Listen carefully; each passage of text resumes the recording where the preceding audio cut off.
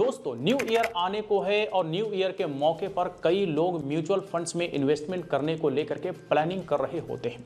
अब कई लोगों का मेन कंसर्न होता है रिस्क को लेकर के कि आखिर कम से कम रिस्क में हम कहां इन्वेस्टमेंट कर पाए। तो म्यूचुअल फंड में हमेशा कम रिस्क के लिए लार्ज कैप को सजेस्ट किया जाता है। तो आज हम इस वीडियो में देखेंगे कि best large cap funds for 2025 के लिए हम कैसे सिलेक्ट करेंगे, क्या कुछ प्रोसेस होगा, कौन कौन से पॉइंट्स हमें ध्यान में रखने होंगे ताकि हम बेस्ट लार्ज कैप फंड 2025 के लिए सिलेक्ट कर पाए। तो आज हम इस वीडियो में सारे पॉइंट्स पर एक नजर डालेंगे, कैसे आपको फंड सिलेक्ट करना है वो भी हम पूरा प्रोसेस देखने वाले हैं। तो ध्यान में रखने वाला पॉइंट नंबर 1 कि आपका पहले इन्वेस्टमेंट गोल होना चाहिए कि आपका गोल क्या है इन्वेस्टमेंट करने का। क्या आप कोई बड़ा घर खरीदना चाहते हैं, आप कोई पेंशन की प्लानिंग कर रहे हैं, या फिर आपका लॉन्ग टर्म का इन्वेस्टमेंट का कोई और अदर पर्पस है।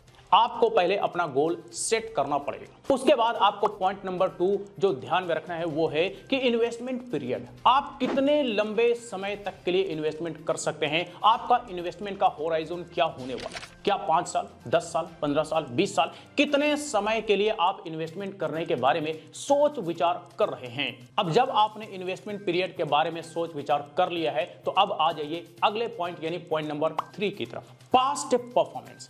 आप जिस लार्ज कैप फंड को भी सिलेक्ट कर रहे हैं या कंसीडर कर रहे हैं, आप उसका पास्ट परफॉर्मेंस जरूर चेक करेंगे। इससे यह पता चलेगा कि इस फंड का पिछले 5 साल 10 सालों से परफॉर्मेंस अगर ऐसा रहा है तो फ्यूचर में इसका परफॉर्मेंस कैसा रहने वाला है। इससे आपको एक अंदाजा लग जाएगा, इससे एक आपको मोटा मोटी आइडिया लग जाएगा कि यह फंड आगे कैसा परफॉर्म करने वाली है। अब आपके मन में यह सवाल आएगा कि हम ये कैसे चेक करेंगे कि किस फंड का पास्ट परफॉर्मेंस कैसा है। तो चलिए पास्ट परफॉर्मेंस पहले हम आपको दिखा देते हैं, देन हम अगले पॉइंट्स पर नजर डालेंगे। तो दोस्तों मैं आ गया हूं अपने लैपटॉप स्क्रीन पर और यहां पर मैंने लार्ज कैप फंड्स का पूरा लिस्ट ओपन करके रखा हुआ है।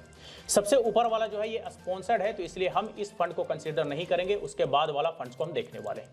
देखिए कुछ लोग एक साल में ही डिसीजन बना लेते हैं कि एक साल में अगर किसी फंड का परफॉर्मेंस अच्छा है, पिछले एक साल में अच्छा परफॉर्म किया है तो आगे आने वाले समय में भी अच्छा परफॉर्म करेगी, ये कोई जरूरी नहीं है। ठीक है, तो एक साल वाला पहले आप यहां पर फंड का परफॉर्मेंस देख लीजिए। व्हाइट ओक एक कैपिटल लार्ज कैप फंड है, 35% का रिटर्न एक साल में दिया है।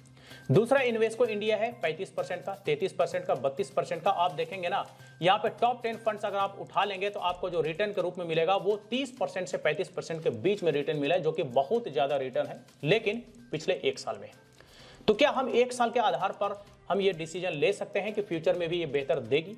बिल्कुल भी नहीं, ये डिसीजन गलत हो सकता है, आपका बड़ा नुकसान हो सकता है, क्योंकि एक साल कोई ज्यादा समय नहीं होता ये डिसीजन लेने के लिए कि ये फंड फ्यूचर में भी बेहतर परफॉर्म कर सकती है। तो फिर हम कितने समय के लिए लेंगे? तो हम लेंगे कम से कम 10 सालों के लिए। 10 सालों का परफॉर्मेंस देखेंगे कि किस फंड ने पिछले 10 सालों से लगातार कितना रिटर्न दिया है। तो 10 साल के लिए ये रहा पैरामीटर, हम इस पर डबल क्लिक करेंगे तो यहां पर हाई टू लो रिटर्न का फिल्टर हो चुका है। अब ये जो फंड्स हैं 10 सालों से लगातार 14%, दूसरा फंड है कैनरा रिबेको 14%, तीसरा फंड है इन्वेस्को इंडिया 14%। इसी तरह से आप आ जाएंगे 9वां पे एडेलविस लार्ज कैप फंड 14% और एसबीआई ब्लू चिप फंड 13%। ये पिछले 10 सालों से लगातार 13 से 14% के बीच में रिटर्न दे रही है। 2, 4, 6, 2, 8, 9, 10, 10वां ये मिलाकर के होगा।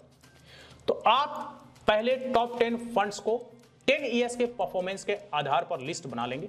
लिस्ट बनाने के बाद जो और सारे पैरामीटर्स के बारे में हमने बात किया है डिटेल एक बार चेक कर लेंगे, लेकिन पिछले 10 सालों के परफॉर्मेंस के आधार पर देखा जाए तो ये टॉप 10 ऐसे फंड्स हैं जिसका CAGR 13 से 14% रहा है। जी हां दोस्तों, तो इस तरह से आप लार्ज कैप फंड्स का पास्ट परफॉर्मेंस देख सकते हैं कि इसका हिस्टोरिकल रिटर्न क्या है। पिछले 10 सालों तक का अगर आप हिस्टोरिकल रिटर्न देख लेते हैं तो आप इससे अंदाजा लगा सकते हैं कि फ्यूचर में इसका कैसा परफॉर्मेंस होने वाला है, फ्यूचर में क्या रिटर्न देने वाला है। और उस तरह का फंड जो पिछले 10 सालों से लगातार बढ़िया रिटर्न देते आ रहा है, आप उसे बेस्ट फंड फॉर 2025 के लिए कंसीडर कर सकते हैं। लेकिन कुछ और पॉइंट्स पर आपको ध्यान रखना है, तभी आप किसी फाइनल नतीजे पर पहुंचेंगे कि आपके लिए best large cap funds for 2025 कौन सा है। पॉइंट नंबर 4 है फंड मैनेजर। आपको फंड मैनेजर का भी परफॉर्मेंस देखना है कि आखिर फंड मैनेजर जो जिस फंड में है वो उसका परफॉर्मेंस कैसा है, उसने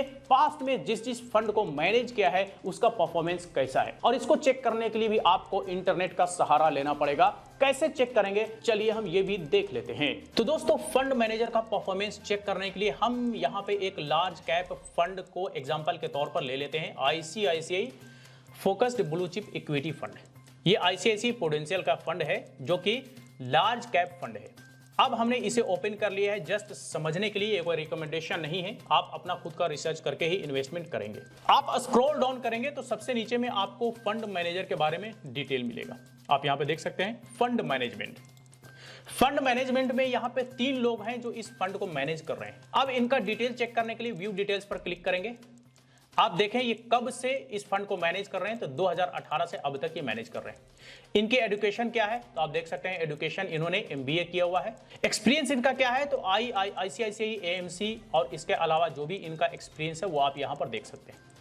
कौन कौन से फंड को इसके अलावा ये मैनेज कर रहे हैं, तो ब्लू चिप फंड है आईसीआईसीआई का, फोकस्ड इक्विटी फंड है, भारत कंजम्पशन फंड है। ये सारे फंड्स हैं जो कि अलग अलग सेक्टर के फंड्स हैं और ये इस फंड को भी मैनेज कर रहे हैं। तो ये आपने इनका डिटेल देख लिया। उसी तरह से दूसरा जो फंड मैनेजर है उसका भी डिटेल देख लीजिए। आप तीसरा देख लीजिए, इनका क्या एजुकेशन है, क्या एक्सपीरियंस है और इसके अलावा ये इतने सारे फंड्स को मैनेज कर रहे हैं। आप इन फंड्स को ओपन करके भी एक बार चेक कर सकते हैं कि इन फंड्स का परफॉर्मेंस कैसा है। ये फंड ओपन हो गया है। अब इस फंड का आप देख लेंगे ऑल टाइम क्या रिटर्न है, 5 ईयर का क्या रिटर्न है। तो इस तरह से आप चेक कर सकते हैं कि इनके द्वारा जो फंड मैनेज किया जा रहा है उसका क्या परफॉर्मेंस रहा है पिछले 5 सालों में, पिछले 10 सालों में। वापिस से आ जाएंगे उसी सेम फंड पे। तो ये तो आपने चेक किया कि कैसे आप फंड मैनेजर को चेक करेंगे। इसके अलावा आप होल्डिंग्स देख लें, क्योंकि लार्ज कैप फंड्स है तो इसमें आपको बड़ी बड़ी कंपनीज दिखेंगी। एचडीएफसी हो गया, आईसीआईसीआई बैंक हो गया, लार्सन एंड टुब्रो हो गया, इन्फोसिस हो गया, रिलायंस हो गया, एयरटेल हो गया, मारुति सुजुकी।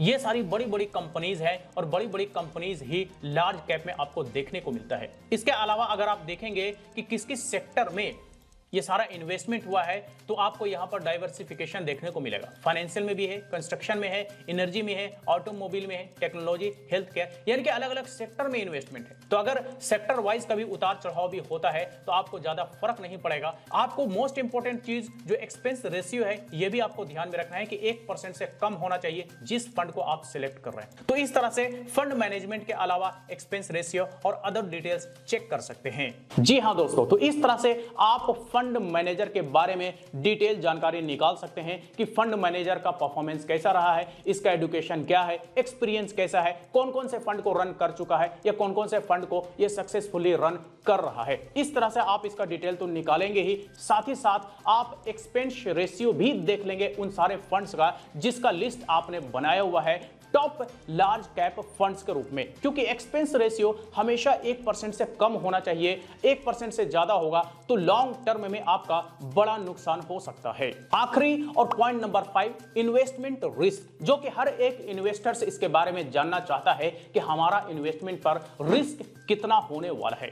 तो देखिए ये डिपेंड करता है कि आप कितना रिस्क ले सकते हैं। अगर आप बहुत ज्यादा रिस्क ले सकते हैं तो फिर लार्ज कैप नहीं बल्कि आपके लिए स्मॉल कैप बढ़िया है। अगर आप मॉडरेट रिस्क ले सकते हैं तो फिर आपके लिए मिड कैप बढ़िया है। और अगर आप बहुत कम रिस्क ले सकते हैं यानी कि मिड कैप और स्मॉल कैप के मुकाबले बहुत कम रिस्क ले सकते हैं तो फिर आपके लिए लार्ज कैप के सिवाय कुछ बेहतर हो नहीं सकता। तो ये 5 ऐसे पॉइंट्स हैं जो आपको ध्यान में रखना है और ये 5 पॉइंट्स को अगर ध्यान में रखते हैं तो आप best large cap funds for 2025 चुन सकते हैं। इसके अलावा लार्ज कैप फंड्स के कुछ फायदे भी हैं जिसके बारे में मुझे लगता है कि यहां पर बात करना जरूरी है। तो लार्ज कैप फंड्स के जो बेनिफिट्स हैं वो इस प्रकार हैं कि इसमें आपको लोअर रिस्क देखने को मिलता है, हायर रिटर्न्स देखने को मिलता है, डाइवर्सिफिकेशन देखने को मिलता है। इसके साथ साथ लार्ज कैप फंड्स में आपको लो वोलेटिलिटी देखने को मिलता है क्योंकि इसमें बड़ी बड़ी कंपनीज होती हैं तो इसलिए कुछ ज्यादा उतार चढ़ाव नहीं होता है, कुछ एग्रेसिव नहीं होता है बल्कि अदर फंड्स के मुकाबले बहुत कम होता है। अगला और आखिरी पॉइंट है लॉन्ग टर्म ग्रोथ पोटेंशियल आपको लार्ज कैप फंड्स में देखने को मिलता है। तो ये सारे बेनिफिट्स हैं लार्ज कैप फंड्स के। तो दोस्तों इस तरह से आप लार्ज कैप फंड्स को सिलेक्ट कर सकते हैं फॉर 2025 के लिए। किन पॉइंट्स पर आपको ध्यान देना है, किस तरह से आपको चेक करना है, सारा प्रोसेस आपने यहां पर देख लिया। तो चलिए आज तक के लिए इतना ही। इससे रिलेटेड अगर फिर भी कोई सवाल हो, क्वेरी हो, तो आप हमें कमेंट करके पूछ सकते हैं। फिर मुलाकात होती है किसी नए वीडियो के साथ, तब तक के लिए बाय बाय।